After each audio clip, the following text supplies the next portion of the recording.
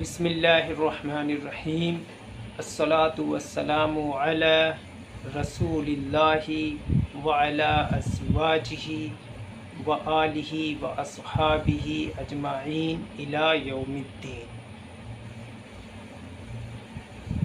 دوستو، آج ہم بات کریں گے کہ لوگ گمراہ کیسے ہوتے ہیں۔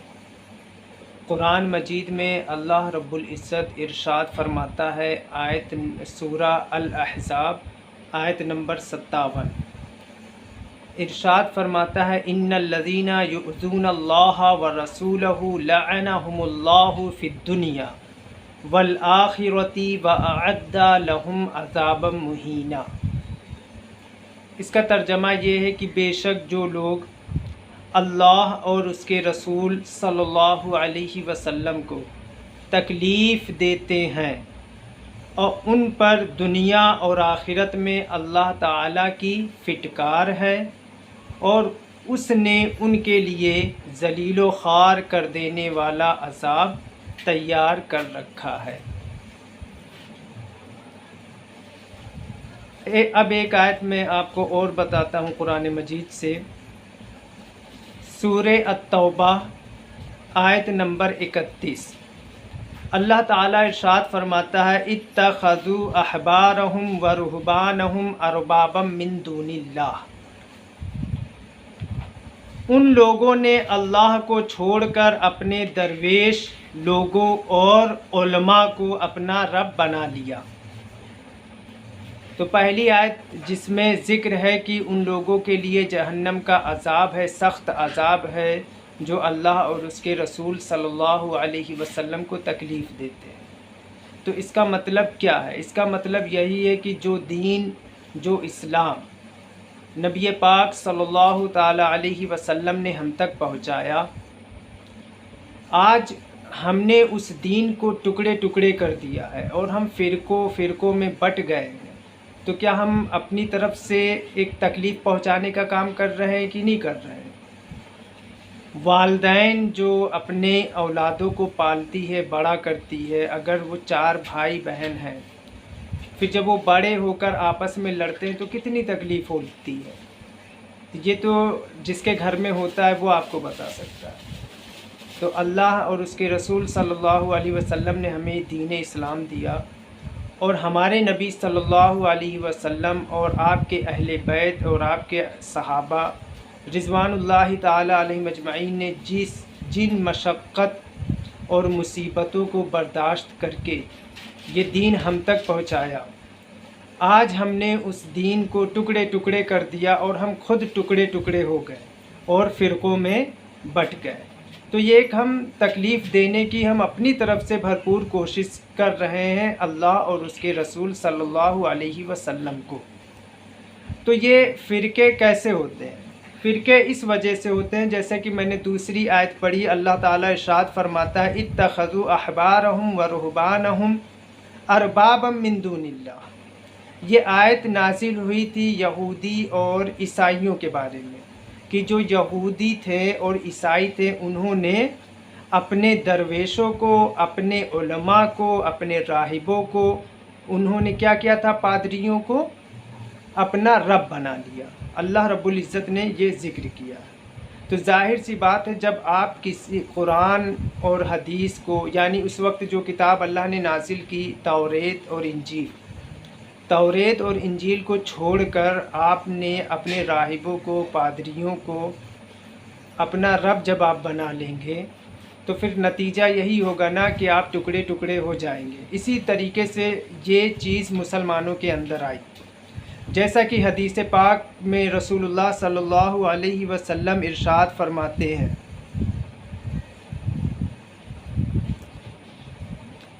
رسول اللہ صلی اللہ علیہ وسلم نے ارشاد فرمایا، اور اس حدیث کو روایت کرتے ہیں سیدنا ابو سعید خدری رضی اللہ تعالی عنہ، روایت کرتے ہیں کہ رسول اللہ صلی اللہ علیہ وسلم نے ارشاد فرمایا، یقیناً تم بھی پہلے لوگوں کے طریقوں کے پیچھے چل پڑو گے، جس طرح بالشت کے ساتھ اور ہاتھ کے ساتھ، حتیٰ کہ اگر پہلے کے لوگوں نے کسی گوہ کے گوہ ایک جانور ہوتا ہے.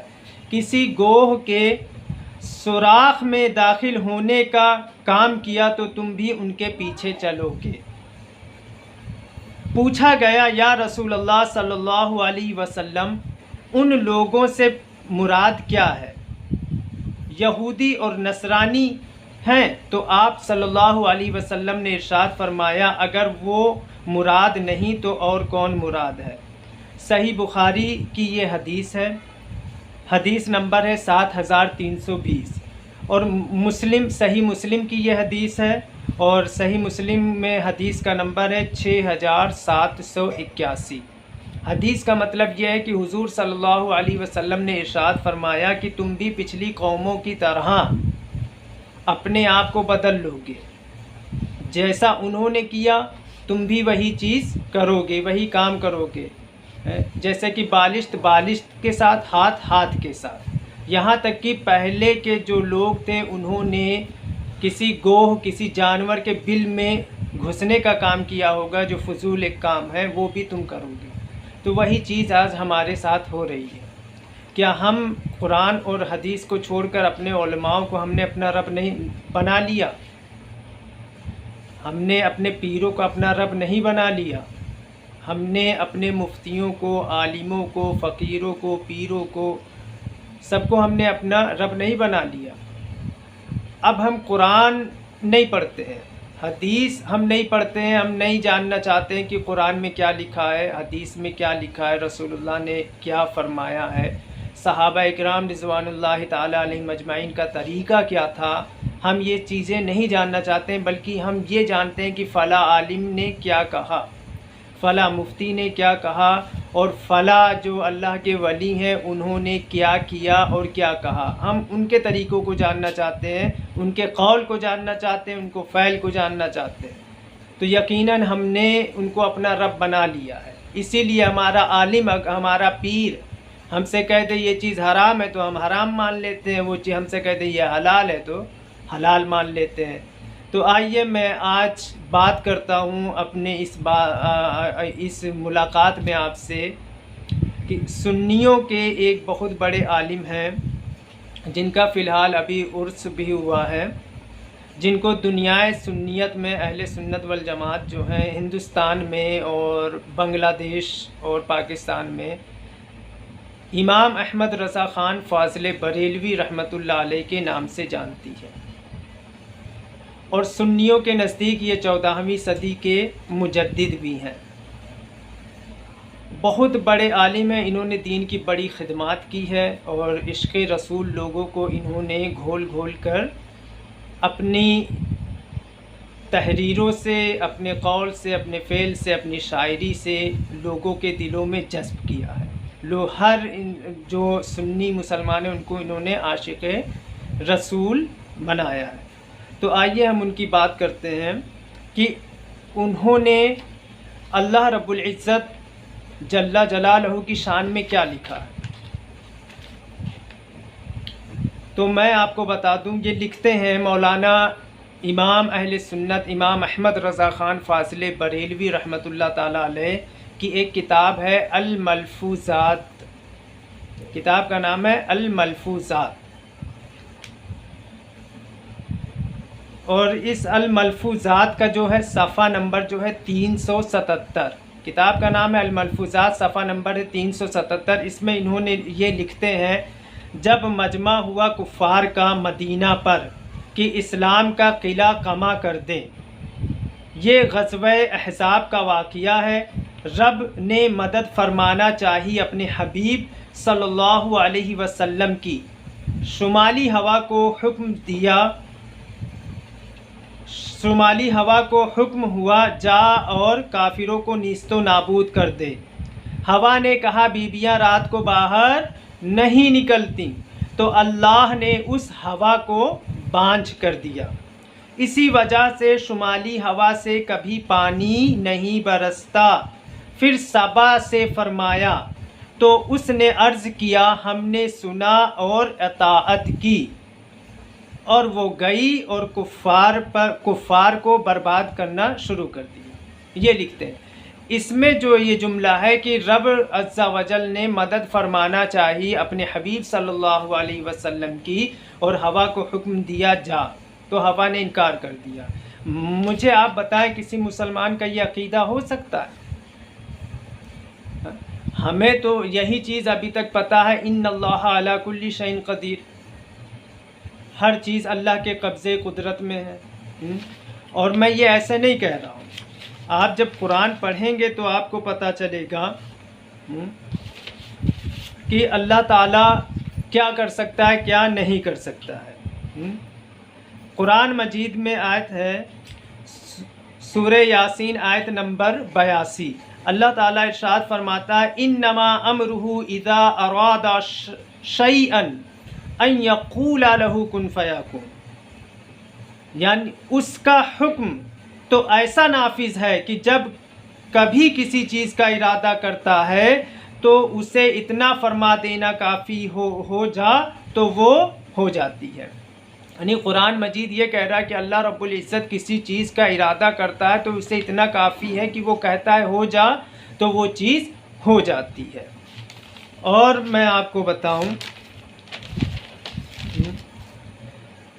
اللہ تعالیٰ کی طاقت کیا ہے، بہت بڑی طاقت ہے، ایسا کچھ نہیں ہے جو اللہ تعالیٰ نہ کر سکتا ہو۔ ہاں وہ چیزیں جو محال ہیں، جو عیب ہے، جو نقص ہے، جو برائی ہے، ان چیزوں سے اللہ رب العزت پاک ہے، لیکن اللہ ہوا کو حکم دے ایسا نہ ہو۔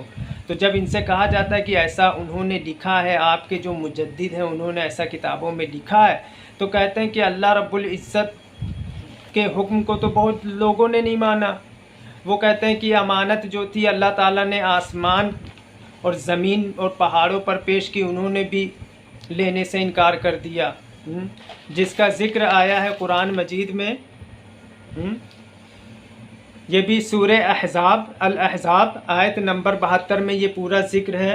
اللہ رب العزت ارشاد فرماتا ہے اِنَّا عَرَضْنَا الْأَمَانَةَ عَلَى السَّمَاوَاتِ وَالْأَرْضِ وَالْجِبَالِ فَأَبَيْنَا أَن يَحْمِلْنَهَا وَأَشْفَقْنَا مِنْهَا وَحَمَلَهَا الْإِنسَانُ، بے شک ہم نے امانت پیش فرمائی آسمانوں اور زمین اور پہاڑوں پر، تو انہوں نے اس کے اٹھانے سے انکار کیا اور اس سے ڈر گئے اور آدمی نے اٹھا لیا۔ تو مسئلہ یہ ہے کہ وہاں آپ کے جو مجدد ہیں امام احمد رضا خان فاضل بریلوی رحمۃ اللہ علیہ، وہ لکھتے ہیں کہ اللہ تعالیٰ نے مدد فرمانا چاہیے اور حکم دیا، حکم یہاں ہے۔ اور قرآن مجید میں الیس اللہ باحکم الحاکمین، اللہ کی تو اتنی بڑی شان ہے، حکم دیا، اور یہاں جو ہے امانت پیش کی ہے، اللہ حکم نہیں دے رہا، زمین پر پیش کی، آسمانوں پر پیش کی، پہاڑوں پر پیش کی، انہوں نے امانت لینے سے انکار کیا۔ اللہ نے حکم نہیں دیا تھا کہ میں تمہیں یہ دے رہا ہوں، یہ امانت ہے، یہ اس کو رکھنا۔ امانت کیا تھی؟ یہی دین تھا۔ بلکہ اسی سورہ فصلت، ٹھیک ہے، جس کو سورہ فصلت جس کو حامیم سجدہ بھی کہتے ہیں، آیت نمبر 11 آپ پڑھیے، اسی میں اللہ تعالیٰ ارشاد فرماتا ہے ثم استوى الى السماء وهي دخان فقال لها وللارض ائتيا طوعا او كرها قالتا اتينا طائعين، پھر آسمان کی طرف قصد فرمایا اور وہ دھواں تھا، تو اس سے اور زمین سے فرمایا کہ دونوں حاضر ہو، خوشی سے یا چاہے ناخوشی سے، دونوں نے عرض کی کہ ہم رغبت کے ساتھ حاضر ہوئے۔ یعنی اللہ تعالیٰ نے زمین و آسمان، جب دنیا بنائی تو زمین آسمان کیا تھے؟ اکٹھا تھے، دونوں کو حکم دیا کہ حاضر ہو جاؤ، چاہے خوشی سے آؤ چاہے ناخوشی سے آؤ، تو دونوں نے کیا کہا کہ ہم نے اطاعت کی۔ تو یہ اللہ کا حکم ہے۔ اب دوسری بات پہ آتے ہیں جلدی سے، اس کو گستاخی کہیں گے کہ کیا کہیں گے، یہ فیصلہ آپ کو کرنا ہے، میں آپ کے سپرد کرتا ہوں۔ حضرت سیدنا سلیمان علیہ الصلاۃ والسلام کے ایک صحابی کی شان میں انہی امام احمد رضا خان فاضل بریلوی رحمۃ اللہ علیہ نے کتنی بڑی گستاخی کی ہے، یہ آپ فیصلہ کریں۔ قرآن مجید میں سورہ النمل ہے، اور سورہ النمل کی آیت ہے 39، قال عفریت من الجن انا آتیک به قبل ان تقوم من مقامک وانی علیہ لقوی امین۔ اس کا ترجمہ ہے، ایک بڑا خبیث جن بولا کہ وہ تخت حضور میں حاضر کر دوں گا قبل اس کے کہ حضور اجلاس برخاست کریں، اور میں بے شک اس پر قوت والا امانت دار ہوں۔ واقعہ یہ ہے کہ حضرت سلیمان علیہ السلام جو ملکہ تھی یمن کی، سبا کی بلقیس، اس کا تخت منگوانا چاہتے تھے اپنی حکومت میں۔ تو اب آپ نے اپنے صحابہ کو اکٹھا کیا، ان سے مشورہ کیا حضرت سلیمان علیہ السلام نے کہ تخت کو کیسے لایا جائے، اور پوچھا کہ کون ہے جو اس کو لا سکتا ہے۔ تو ایک جن جو صحابی تھا حضرت سلیمان علیہ السلام کا، اس نے کہا کہ میں لا سکتا ہوں، آپ کے حضور حاضر کر سکتا ہوں، اور اتنی جلدی لاؤں گا کہ آپ یہ جو میٹنگ ہے اس کو آپ برخاست کریں گے، وہ تخت آ جائے گا۔ اس کا ترجمہ آپ کے مجدد جو ہیں انہوں نے کیا ہے ایک بڑا خبیث جن۔ خبیث کیا ہوتا ہے؟ خبیث کیا ہوتا ہے؟ اب ان سے جب کہو کہ انہوں نے ایک حضرت سلیمان علیہ السلام کے صحابی کو خبیث کہا ہے، خبیث مطلب گندا، برا، شریر، یہی مطلب ہوتا ہے خبیث کے۔ خبیث کہا ہے انہوں نے، تو کہتے ہیں کہ فلاں عالم تھے، انہوں نے بھی قرآن کا ترجمہ ایسا کیا، انہوں نے بھی خبیث لکھا۔ فلاں عالم جو تھے انہوں نے تفسیر لکھی، اس میں بھی انہوں نے خبیث لکھا ہے۔ میں پوچھتا ہوں حضرت سلیمان علیہ السلام کا جو یہ صحابی ہے، جو جن ہے، یہ خبیث ہے یا نیک ہے یا بد ہے؟ یہ غیب کی خبریں ہیں نا۔ غیب کی جو خبریں ہوتی ہیں وہ نبی صلی اللہ علیہ وسلم کے سوا ہمیں کون بتائے گا؟ آپ قرآن سے یا حدیث سے ثابت کریں کہ وہ برا ہے، وہ بد تھا، وہ خبیث، واقعی میں وہ خبیث تھا، جن تھا، خبیث جن تھا، آپ ثابت کریں۔ اگر نہیں ہے تو فلاں عالم اگر غلطی کریں گے، فلاں محدث مفکر غلطی کریں گے، تو آپ بھی غلطی کرتے ہوئے چلے آئیں گے۔ آپ کا اتنا بڑا مقام ہے، آپ کو سوچنا چاہیے تھا۔ تو اس جن کو خبیث کہا، یہ گستاخی نہیں ہے تو کیا؟ اب جب ان سے کہو تو یہی کہتے ہیں نہیں فلاں عالم نے بھی فلاں تفسیر کی کتاب میں یہ لکھا ہے، فلاں تفسیر کی کتاب میں، پھر یہ اس خبیث لفظ کے معنی نکالنے لگتے ہیں۔ عفریت لفظ قرآن میں آیا ہے، اور عفریت کے معنی خبیث برے کے بھی ہوتا ہے، بد کے بھی ہوتا ہے، لیکن عفریت کا ایک معنی دیو ہیکل بھی ہوتا ہے، عفریت کے معنی طاقتور بھی ہوتا ہے، اور بہت بڑا کے ہوتا ہے، یعنی بڑی دیو ہیکل شکل والا، جسم والا ایک جن بولا، یہ بھی ترجمہ ہو سکتا تھا۔ ایک طاقتور جن بولا، یہ بھی ایک ترجمہ ہو سکتا تھا۔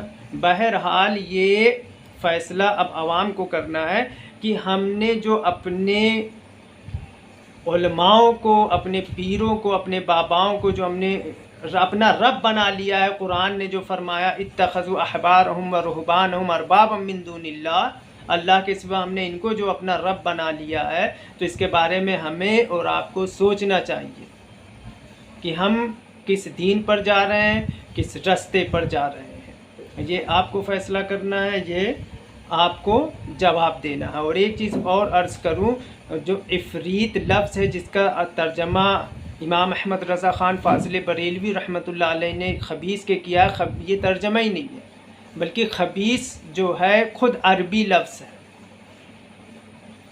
تو اس کا ترجمہ ہی نہیں کیا ہے۔ ٹھیک ہے، ٹھیک ہو گیا۔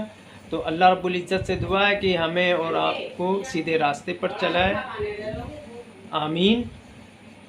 السلام علیکم ورحمۃ اللہ وبرکاتہ۔